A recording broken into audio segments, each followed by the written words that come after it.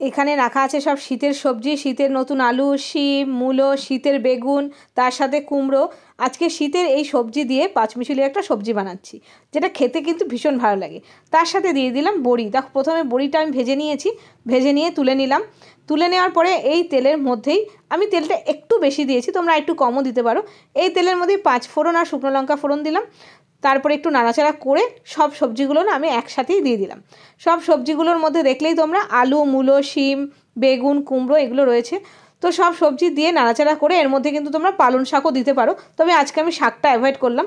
এরপরে দিয়ে দিলাম কাঁচা লঙ্কা, দিয়ে দিলাম শীতের নতুন সবুজ টমেটো, তার সাথে দিয়ে দিলাম নুন পরিমাণ মতন, আর তার সাথে পরিমাণ মতন হলুদ, আর আছে একটু জিরের গুঁড়ো।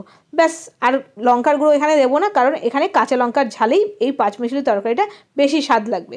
সব কিছু দিয়ে ভালো করে নাড়াচাড়া করে দিলাম। দিয়ে একটু জল, মানে হাফ কাপের থেকেও কম জল দিয়ে গ্যাসটাকে সিম করে প্রথমে 2 মিনিটের জন্য ঢেকে দিয়েছিলাম। এখন দেখছি জল না দিলেই হতো, অনেকটা জল বেরিয়ে গেছে সবজির থেকে। তো যাই হোক, গ্যাসের ফ্লেমটা হাইতে করে দিলাম। হাইতে করে আমি আবার 2 মিনিট মতন ঢেকে দিলাম, কারণ কমিয়ে দিলে না ঘেটে যেত তরকারিটা, সেই জন্য হাইতে করে 2 মিনিটের জন্য ঢেকে দিয়েছিলাম। এবার দেখো ফাইনালি রান্নাটা কিন্তু হয়ে গেছে। নামানোর আগে দিয়ে দিলাম একটু চিনি। এবার আমি একটু রসা রসা রাখবো বলে এরকমভাবেই নামিয়ে নেব। ভেজে দেওয়া বড়িটাও দিয়ে দিলাম, দিয়ে একটু নাড়াচাড়া করে দিয়েছি। এইরকম শীতের সবজি দিয়ে এই পাঁচমিশালি তরকারিটা খেতে কিন্তু খুব ভালো লাগে শীতকালে গরম ভাতের সাথে। দেখো আমি এখানে সার্ভ করে দিয়েছি। তো ভীষণ ভালো হয়েছিল তরকারিটা, তো ভাবলাম তোমাদের সাথেও শেয়ার করি। খুব সুন্দর একটা গন্ধও আসছিল। তো কেমন লাগলো জানিও।